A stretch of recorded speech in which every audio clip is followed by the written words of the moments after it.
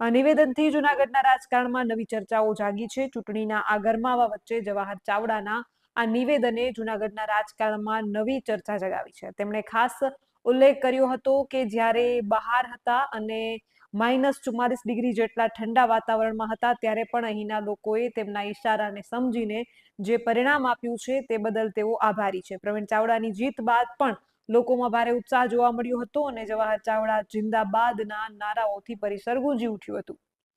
સાવજ ડેરીના ચેરમેન જવાહર ચાવડાની શ્રીખંડી સાથે સરખામણી કરી હતી.